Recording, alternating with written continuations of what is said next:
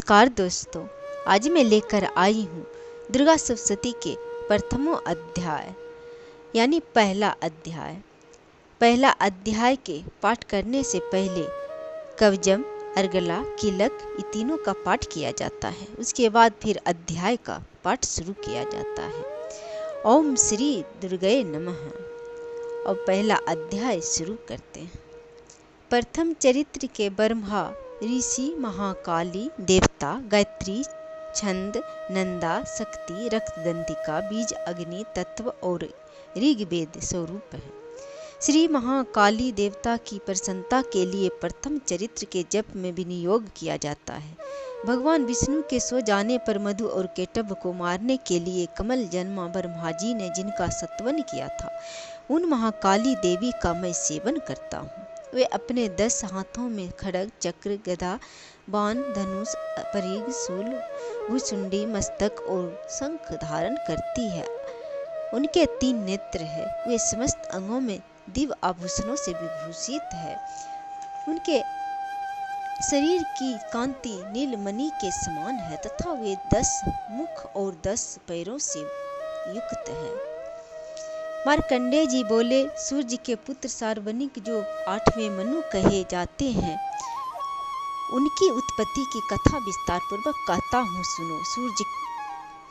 सूर्य कुमार महाभाग सार्वनिक भगवती महामाया के अनुग्रह से जिस प्रकार मनवंतर के स्वामी हुए, वही प्रसंग सुनाता हूँ। पूर्व काल की बात है। स्वारोचित जिस मनवंतर में सूरत नाम के एक राजा थे। वे चैत्र वंश में उत्पन्न हुए थे। उनका समस्त भूमंडल पर अधिकार था। वे प्रजा का अपने ओर से पुत्रों की भांति धर्म पूर्वक पालन करते थे। तो भी उस समय कोलाविदवंशी नाम के क्षत्रिय उनके शत्रु हो गए। राजा सूरत की दंड नीति बड़ी प्रबल थी। उनका शत्रुओं के साथ संग्राम हुआ था। यद्यपि कोलाविदवंशी संख्या में कम थे, तो भी राजा सूरत युद्ध में उनसे परास्त हो गए। तब युद्ध भूमि से अपने नगर को लौट आए और केवल अपने देश के राजा होकर रहने लगे। समूची पृथ्वी से अब उनका अधिकार जाता रहा, किंतु वहां भी उन प्रबल शत्रुओं ने उस समय महाभाग राजा सूरत के पर आक्रमण कर दिया।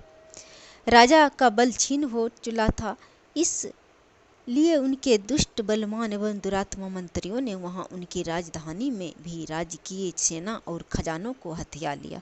सूरत का प्रभुत्व नष्ट हो चुका था, इसलिए वे शिकार खेलने के बहाने घोड़े पर सवार होकर वहां से अकेले ही एक घने जंगल में चले गए।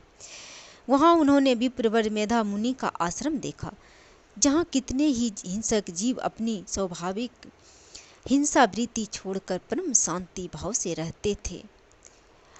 मुनि के बहुत से शिष्य उस वन की शोभा बढ़ा रहे थे। वहां जाने पर मुनि ने उनका सत्कार किया और वे उन मुनि श्रेष्ठ के आश्रम पर इधर उधर विचरते हुए कुछ काल तक रहे। फिर ममता से आकृष्ट चित्त होकर वहां इस प्रकार चिंता करने लगे कि पूर्व काल में मेरे पूर्वजों ने जिसका पालन किया था, वही नगर आज मुझसे रहित है। पता नहीं मेरे दुराचारी भृत्यगण उसकी धर्म पूर्वक रक्षा करते हैं या नहीं। जो सदा मद की वर्षा करने वाले मेरे सूरवीर हाथी था, वह मेरा प्रधान हाथी अब शत्रुओं के अधीन होकर न जाने किन भोगों को भोगता होगा। जो लोग मेरी कृपा, धन और भोजन पाने के लिए सदा मेरे पीछे पीछे चलते थे, वे निश्चय ही अब दूसरों राजाओं के अनुसरण करते होंगे।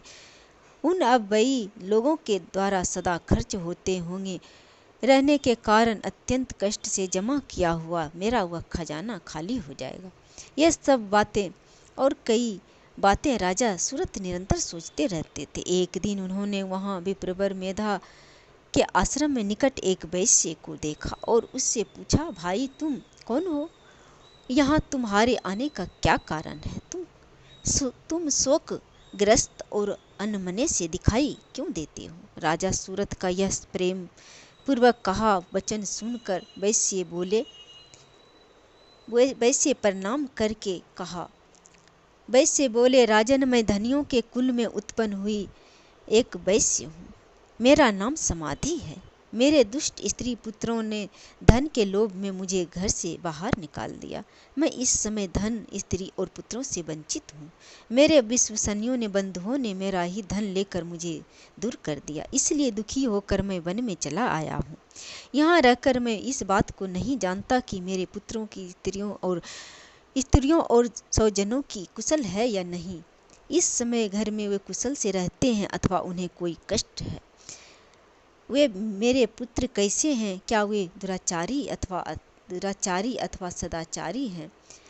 राजा ने पूछा, जिन लोभी स्त्री पुत्र आदि ने धन के कारण तुम्हें घर से निकाल दिया, उनके प्रति तुम्हारे मन में इतना स्नेह का बंधन क्यों है? वैश्य बोला, आप मेरे विषय में जैसा बात कहते हैं वह सब ठीक है, किंतु क्या करूं, मेरा मन निष्ठुरता नहीं धारण करता। जिन्होंने धन के लोभ में पड़कर पिता के प्रति स्नेह और पति के प्रति प्रेम तथा आत्मजनों के प्रति अनुराग को तिलांजलि दे मुझे घर से निकाल दिया है, उन्हीं के प्रति मेरे हृदय में इतना स्नेह है। महामते गुणहीन बंधुओं के प्रति भी जो मेरा चित्त इस प्रकार प्रेम मगन हो रहा है, यह क्या है? इस बात को मैं जानकर भी नहीं जान पाता। उनके लिए मैं लंबी सांसें ले रहा हूँ और मेरा हृदय अत्यंत दुखित हो रहा है।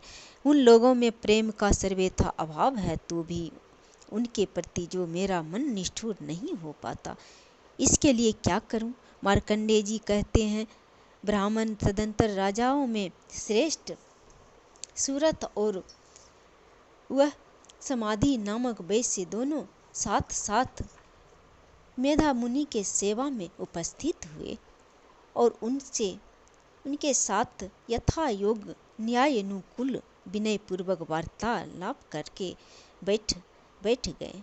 तत्पश्चात वैश्य और राजा ने कुछ वार्तालाप आरंभ किया। राजा ने कहा, भगवान, मैं आपसे एक बात पूछना चाहता हूँ कि उसे बताइए। मेरा चित्त अपने अधीन न होने के कारण वह बात मेरे मन को बहुत दुख देता है। जो राज्य मेरे हाथ से चला गया, उसमें मेरा और उसके संपूर्ण अंगों में मेरी ममता बनी हुई है। मुनि श्रेष्ठ, यह जानते हुए भी कि वह अब मेरा नहीं है, अज्ञानी की भांति मुझे उसके लिए दुख होता है। यह क्या कारण है? इधर यह वैश्य भी घर से अपमानित होकर आया है। इसके पुत्र, स्त्री और भृत्यों ने इसे छोड़ दिया है। स्वजनों ने भी इसका परित्याग कर दिया है, तो भी यह उनके प्रति अत्यंत हार्दिक स्नेह रखता है। इस प्रकार यह तथा मैं दोनों ही बहुत दुखी हैं, जिसमें प्रत्यक्ष दोष दिखाई दे रहा है। उस विषय के लिए भी हमारे मन में ममता जनित आकर्षण पैदा हो रहा है। महाभाग, हम दोनों समझदार हैं, तो भी हम में से जो मोह पैदा हुआ है, यह क्या है? विवेक शून्य पुरुष की भांति मुझसे और इसमें भी यह मूर्खता प्रत्यक्ष दिखाई देती है। ऋषि बोले, महाभाग, विषय मार्ग का ज्ञान सब जीवों को है। इसी प्रकार विषय भी सब के लिए अलग अलग है। कुछ प्राणी दिन में नहीं देखते और दूसरे रात में ही नहीं देखते, तथा कुछ जीव ऐसे हैं जो दिन और रात्रि में बराबर देखते हैं। यह ठीक है कि मनुष्य समझदार होते हैं, किंतु केवल वे ही ऐसे नहीं होते। पशु पक्षी और मृग आदि सभी प्राणी समझदार होते हैं। मनुष्यों की समझ भी वैसी ही होती है जैसे उन मृग और पक्षियों की होती है, तथा जैसे मनुष्यों की होती है वैसे ही उन मृग पक्षी आदि की होती है। यह तथा अन्य बातें भी प्राय दोनों में समान ही है। समझ होने पर भी उन पक्षियों को तो देखो, वे स्वयं भूख से पीड़ित होते हुए भी मोहवश बच्चों की चोंच में कितने चाव से अन्न के दाने डाल रहे हैं। नर श्रेष्ठ, क्या तुम इन्हें नहीं देखते? ये मनुष्य समझदार होते हुए भी लोग बस अपने किए हुए उपकार का बदला पाने के लिए पुत्रों की अभिलाषा करते हैं। यद्यपि उन सब में समझ की कमी नहीं है, तथापि वे संसार की स्थिति, जन्म मरण की परस्पर बनाए रहने वाले भगवती महामाया के प्रभाव द्वारा ममतामय भमर से युक्त होकर मोह के गहरे गत में गिराए गए हैं, इसलिए इसमें आश्चर्य नहीं करना चाहिए। जगदीश्वर भगवान विष्णु की योग निद्रा रूपा जो भगवती महामाया है, उन्हीं से यह जगत मोहित हो रहा है। वे भगवती महामाया देवी ज्ञानियों के भी चित्त को बलपूर्वक खींचकर मोह में डाल देती है। वे ही इस संपूर्ण चराचर जगत की सृष्टि करती है तथा वे ही प्रसन्न होने पर मनुष्यों को मुक्ति के लिए वरदान देती है। वे ही परा विद्या, संसार बंधन और मोक्ष की हेतु भूता सनातनी देवी तथा संपूर्ण ईश्वरों की भी अधीश्वरी है। राजा पूछा, भगवान जिन्हें आप महामाया कहते हैं, वे देवी कौन है?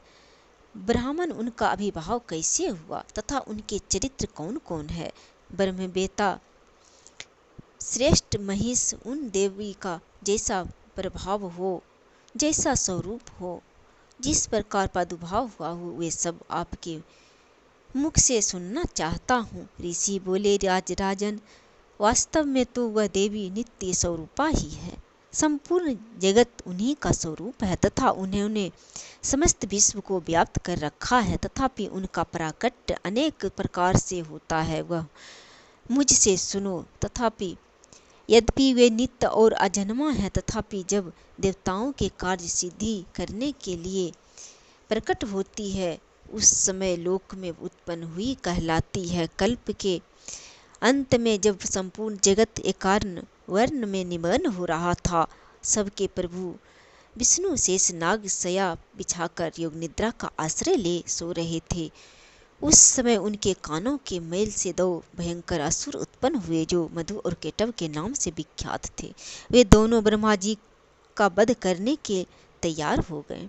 भगवान विष्णु के नाभि कमल में विराजमान परम पिता प्रजापति ब्रह्मा जी ने जब उन दोनों भयानक असुरों को अपने पास आया और भगवान को सोया हुआ देखा, तब एकाग्रचित्त होकर उन्होंने भगवान विष्णु को जगाने के लिए उनके नेत्रों में निवास करने वाली योग निद्रा का सत्वन आरंभ किया, जो इस विश्व की अधीश्वरी, जगत को धारण करने वाली, संसार का पालन और संहार करने वाली तथा तेज स्वरूपा भगवान विष्णु की अनुपम शक्ति है। उन्हीं भगवती निद्रा देवी की भगवान ब्रह्मा स्तुति करने लगे। ब्रह्मा जी ने कहा, देवी तुम ही स्वाहा, तुम ही स्वधा, तुम ही वज्रकार हो, स्वर भी तुम ही हो।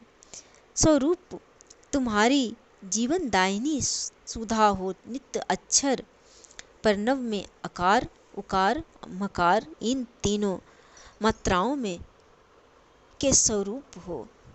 तुम ही स्थित हो तथा इन तीन मात्राओं के अतिरिक्त जो बिंदु रूपा नित्य अर्धमात्रा है, जिसका विशेष रूप से उच्चारण नहीं किया जा सकता, वह भी तुम ही हो। देवी तुम्ही संध्या, सावित्री तथा परम जननी हो। देवी तुम ही इस विश्व ब्रह्मांड को धारण करती हो। तुमसे ही इस जगत की सृष्टि होती है, तुम्ही से इसका पालन होता है और सदा तुम्ही कल्प के अंत में सबको अपना ग्रास बना लेती हो। जगन्मयी देवी, इस जगत की उत्पत्ति के समय तुम सृष्टि रूपा हो, पालन काल में स्थित रूपा हो तथा कल्पांतर के समय संहार रूप धारण करने वाली हो। तुम्ही महाविद्या, महामाया, महामेधा, महास्मृति, महामोह रूपा महादेवी और महासूरी हो। तुम्ही तीनों गुणों को उत्पन्न करने वाली सबकी प्रकृति हो। भयंकर कालरात्रि, महारात्रि और मोहरात्रि भी तुम्ही हो। श्री तुम्ही, ईश्वरी तुम्ही, हिलिंग तुम्ही, बोध स्वरूपा, बुद्धि और लज्जा, वृष्टि, तुष्टि, शांति और क्षमा भी तुम्ही हो। तुम खड्ग धारिणी, शूल धारिणी, घोर रूपा तथा गदा, चक्र, शंख और धनुष धारण करने वाली हो। बाण, भुसुंडी और परिघ, ये भी तुम्हारे अस्त्र हैं। तुम सौम्य और सौम्यतर, इतना ही नहीं, जितने भी सौम्य एवं सुंदर पदार्थ हैं, उन सब की अपेक्षा तुम अत्यधिक सुंदरी हो। पर और अपर, सबसे परे हो रहने वाली परमेश्वरी तुम ही हो। सर्वस्वरूपे देवी, कहीं भी सत्य असत्य रूप जो कुछ वस्तुएं हैं और उन सब की जो शक्ति है, वह तुम ही हो। ऐसी अवस्था में तुम्हारी स्तुति क्या हो सकती है? जो इस जगत की सृष्टि, पालन और संहार करते हैं, उन भगवान को भी जब तुमने निद्रा के अधीन कर दिया है, तब तुम्हारी स्तुति करने में यहाँ कौन सामर्थ है। मुझको, भगवान शंकर को तथा भगवान विष्णु को भी तुमने ही शरीर धारण कराया है, अतः तुम्हारी स्तुति करने की शक्ति किसमें है। देवी, तुम तो अपने इन उदार प्रभावों से ही प्रशंसित हो। ये जो दोनों दुर्धर्ष और असुर मधु और केटव हैं, इनको मोह में डाल दो और जगदीश्वर भगवान विष्णु को शीघ्र ही जगा दो। साथ ही उनके भीतर इन दोनों महान असुरों को मार डालने की बुद्धि उत्पन्न कर दो। ऋषि कहते हैं, राजन, जब ब्रह्मा जी ने वहां मधु और केटव को मारने के उद्देश्य से भगवान विष्णु को जगाने के लिए तमोगुनी अधिष्ठात्री देवी योग निद्रा की इस प्रकार स्तुति की, तब वे भगवान के नेत्र, मुख, नासिका, बाहु, हृदय और वक्षस्थल से निकलकर अव्यक्त जन्मा ब्रह्मा जी की दृष्टि के समक्ष खड़ी हो गई। योग निद्रा से मुक्त होने पर जगत के स्वामी भगवान जनार्दन उस एकार्ण वर्ण के जल में शेषनाग की शया से जाग उठे। फिर उन्होंने उन दोनों असुरों को देखा। वे दुरात्मा मधु और केटव अत्यंत बलवान तथा पराक्रमी थे। वे क्रोध से लाल आंखें किए ब्रह्मा जी को खा जाने के लिए उद्योग कर रहे थे। तब भगवान श्री हरि ने उठकर उन दोनों के साथ 5000 वर्षों तक केवल बाहु युद्ध किया। दोनों भी अत्यंत बल के कारण उन्मत्त हो रहे थे। इधर महामाया ने भी उन्हें मोह में डाल रखा था, इसलिए वे भगवान विष्णु से कहने लगे, हम तुम्हारे वीरता से संतुष्ट हैं, तुम हम लोगों से कोई वर मांगो। श्री भगवान बोले, यदि तुम दोनों मुझसे प्रसन्न हो तो अब मेरे हाथों से मारे जाओ। बस इतना सा ही मैंने वर मांगा है, यहाँ दूसरे किसी वर से क्या लेना देना। ऋषि कहते हैं, इस प्रकार धोखे में आ जाने पर जब उन्होंने संपूर्ण जगत में जल ही जल देखा, तब कमल नयन भगवान ने से कहा, जहाँ पृथ्वी जल में डूबी हुई न हो, जहाँ सूखा स्थान हो, वहीं हमारा वध करो। ऋषि कहते हैं, तब तथा अस्तु कहकर शंख चक्र और गदा धारण करने वाले भगवान ने उन दोनों के मस्तक अपने जांघ पर रखकर चक्र से काट डाला। इस प्रकार ये देवी महामाया ब्रह्मा जी की स्तुति करने पर स्वयं प्रकट हुई थी। अब पुनः तुमसे उनके प्रभाव का वर्णन करता हूँ, सुनो। इस प्रकार श्री मार्कंडेय पुराण में सार्वजनिक मनवंतर की कथा के अंतर्गत देवी महात्म्य मधु केटव वध नामक पहला अध्याय पूरा हुआ। जय श्री हरि।